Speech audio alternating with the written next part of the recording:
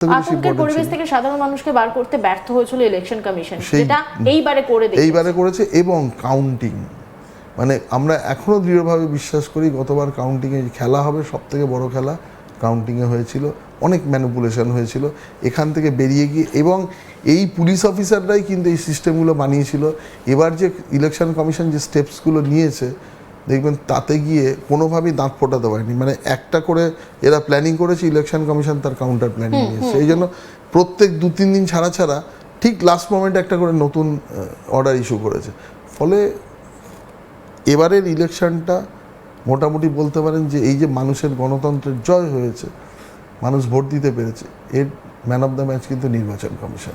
আপনাকে এই মুহূর্তে আইপিএস অফিসার হিসেবে নয়, আমি এই মুহূর্তে যে প্রশ্নটা করছি, আপনি বর্তমান সরকারের বিজেপি বিধায়ক, সেইখানে দাঁড়িয়ে একটাই প্রশ্ন। আপনি বললেন যে এই শান্তনু সিনহা বা মানে শান্তনু সিনহা বিশ্বাস বা রাজীব কুমার বা আরো ABCD যেই হোক না কেন, সবটাই গিয়ে একটাই সাগর, সেটা হচ্ছে কালীঘাট। এই যে গোটা দুর্নীতির যে আঁতুর ঘরটা, তার শিকড়ে কি যাওয়া সম্ভব হবে? অবশ্যই সম্ভব। যাওয়া কি হবে? যাওয়াও হবে, যাওয়া সম্ভব হবে। আমি কেন বলছি শুনুন, আমি আপনাকে দুটো জিনিস বলি। এক, কেউ যদি ধরুন এভিডেন্স নষ্ট করে দেয়, এইটুকু যে এভিডেন্সটা নষ্ট করেছে, আপনি তো এমন, মানে একটা এক্সাম্পল দিয়ে দিই, অভয়ার কেসে কি হয়েছে, 4 দিন ধরে সমস্ত এভিডেন্স ভেঙে চুরে পরিষ্কার করে দিয়ে কেসটা যখন সিবিআইয়ের হাতে চলে গেছে, কারণ পুলিশ অফিসাররা জানতো, মানে পুলিশ অফিসাররা ক্রিমিনোলজি নিয়ে পড়াশোনা করেন, ফরেন্সিক সায়েন্স, ফরেন্সিক মেডিসিন, এটা আমাদের পড়তেই হয়। তো এটা করে আমরা যেটা জানি কিভাবে ডেটা রিট্রিভ করতে হয় বা কিভাবে এভিডেন্স কালেকশন করতে হয়, তো এটাও তো জানা সম্ভব যে এভিডেন্সটা কী করে একবারে ডিস্ট্রয় করে দিলে পার্মানেন্টলি আপনি রিট্রিভ করতে। কিন্তু যারা ওইখানে ভাঙচুর করে ওখানে নতুন করে প্লাস্টার করেছে বা যা কিছু করেছে, কারা করেছে, তাদের ইনস্ট্রাকশন কে দিয়েছে, তার উপরে কে ছিল, করতে করতে আলটিমেটলি ইনস্ট্রাকশনটা কোথা থেকে এসে পৌঁছেছে আপনি পেয়ে যাবেন। কিন্তু সেই রুট থেকে প্রত্যেকটা জিনিসেরই এতদিন কি করা হয়েছে, যারা মানে লোয়ার লেভেলের এবং মিডল টায়ারের কিছু লোকজনকে কিন্তু অবধি পৌঁছানো হয়েছিল, আমরা মাথা অবধি টার্গেট করিনি। আলটিমেটলি যদি এটা জানা যায়, দুটো জিনিসকে আপনাকে বুঝতে হবে। এক, লোয়ার লেভেলে যে কাজটা এক্সিকিউট করেছে কার কথায় করেছে, তারপরে আপনাকে বুঝতে হবে যে একদম তার উপরে কে বসে আছে। এই যে ফিল ইন দ্য ব্ল্যাঙ্কসের এই দুটো ডট যদি আপনি ফিল আপ করতে পারেন, তাহলেই কিন্তু মাথা অবধি পৌঁছানো সম্ভব। এবং এখন কিন্তু এই কাজটাই মাথা অবধি পৌঁছানো সম্ভব, যেটা এই মুহূর্তে পুরো নিয়ম নিয়ে যেহেতু প্রচন্ডভাবে আমরা দেখতে পাচ্ছি কেন্দ্রীয় তদন্তকারী সংস্থার তৎপর, আমি তাই ওইটারই উদাহরণ দিচ্ছি আপাতত। এই যে পুরো নিয়োগ দুর্নীতিতে এত বড় ঘাপলা হয়েছে, সেটা তো কেউ জানতোই না।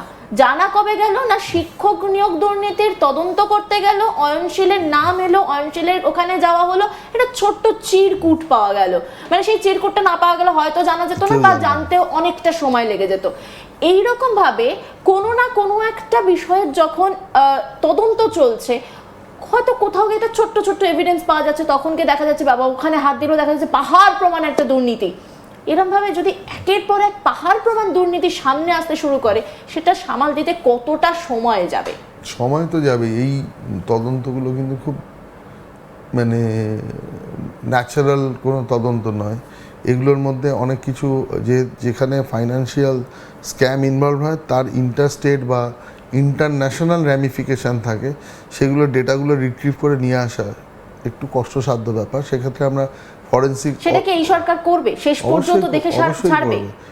আমাদের দেখুন, এটা আমি বলে দেবাশিস ধর বলছে না এই কথাটা, বা শুভেন্দু অধিকারী মাননীয় মুখ্যমন্ত্রীও বলছেন না, এটা কে বলে গেছেন? মাননীয় প্রধানমন্ত্রী নরেন্দ্র মোদী, যিনি বিশ্বের দরবারে কিন্তু বিজেপির বা আমাদের দেশের মুখ।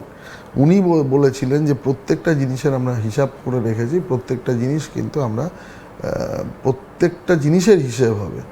উনি বলেছেন বদলা কিভাবে হবে? বদলা হবে আইনের পথে গিয়ে।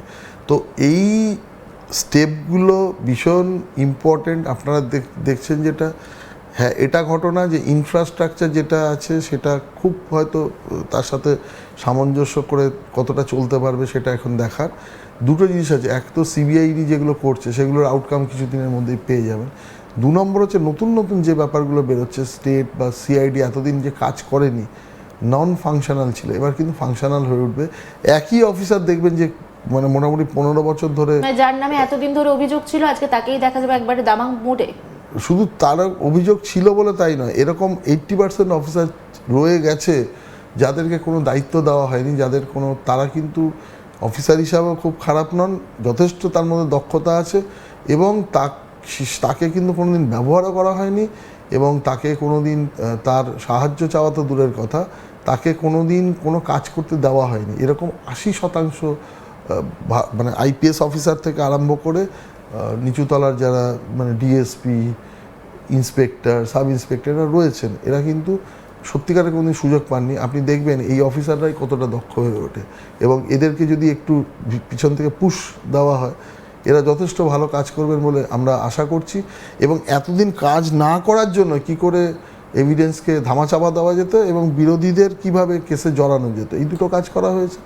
এবার দেখবেন যে কি করে সঠিকভাবে কাজ, যেহেতু রাজ্যের মাননীয় মুখ্যমন্ত্রী তাদের বলে দিয়েছেন পরিষ্কার করে যে তোমরা কাজটা করো, তোমাদের কাউকে দেখতে হবে না, কোনো কালার দেখতে হবে না, এবং কোনো মানুষের কোনো মানে ইনস্ট্রাকশন ফলো করতে হবে না, তোমরা শুধু সঠিক কাজটা করো। এবারই দেখবেন যে তারাই কতটা উদ্যোগ নিয়ে এগিয়ে আসে। আরও একটা বিষয়, যেহেতু শান্তনু সিনহা বিশ্বাসকে নিয়েই কথা হচ্ছে, সেখানে আরও একটা বিষয় জানতে চাইবো। এই মুহূর্তে তো কেন্দ্রীয় তদন্তকারী সংস্থার হাতে তিনি আপনিই বলছিলেন যে তিনি এতটাই কাছের যে যতটা ভিতরে প্রবেশ করা যায় ঘরের, ডাইনিং রুম বললেও হয়তো কম বলা হবে, তারও বেশি কিছু, সেখানে দাঁড়িয়ে তাকে জিজ্ঞাসাবাদ করলেও তো এমন অনেক তথ্য তাহলে উঠে আসার কথা যা হয়তো আমরা জানিও না। অবশ্যই উঠে হয়তো এতক্ষণে এসে হচ্ছে, সেটা এখনো পাবলিক ডোমেনে আসেনি। আর 2 নম্বর হচ্ছে আরও অনেক কিছু আসবে, মানে একটার সাথে একটা লিঙ্ক আছে। এই শান্তনু সিনহা বিশ্বাসের এখন আর কোনো পালাবার পথ নেই। মানে এতদিন কি জানতেন উনি ঠিক মমতা ব্যানার্জি পাওয়ারে আছে, কোনো না কোনোভাবে আমি ব্যবস্থা করে, এরা কি ভাবতো জানো, ঠিক আছে যদি কোনোভাবে আমাকে ইডি অ্যারেস্টও করে নেয়, 2-3 মাসের মধ্যে আমি কোনো না কোনোভাবে বেল নিয়ে বেরিয়ে আসবো, ততদিনে জেলের মধ্যে আমি রাজার হালে থাকবো, ঠিক আছে, বেরিয়ে এসে আবার পুরো সিস্টেমকে অপারেট করব। কিন্তু সেই সময়টা চলে গেছে, এখন ওই জলে কুমির ডাঙায় বাঘ। ওনার কথা না শুনলে কি করা হতো? ওনার যারা নিম্ন স্তরে ছিলেন, ওনার আন্ডারে যারা ছিলেন, তারা যদি তার কথা না শুনতেন তাহলে কি হতো? আপনার সামনে সব থেকে বড় এক্সাম্পল বসে আছে তো। ওনার কথা না শোনার জন্য শীতলকুচিতে ফায়ারিং করলো প্যারামিলিটারি ফোর্স। যে ঘটনা আমি জেনেছিলাম, ঘটনা ঘটার 26 মিনিট পরে আমি শুধু সঠিক তদন্ত করিয়ে সঠিক ঘটনাটা সামনে উপস্থাপিত করেছিলাম বলে আমাকে জীবনে সিআইডি 10 বার ইন্টারোগেশন করেছিল। শীতলকুচিতে আমাকে মার্ডার কেসে জড়ানোর জন্য যথেষ্ট চেষ্টা করা হয়েছিল। আমাকে পিসি অ্যাক্টে মানে প্রিভেনশন অফ করাপশন অ্যাক্টে আমাকে জড়িয়ে কেস করা হয়, আমার বাড়িতে সিআইডি রেড করে।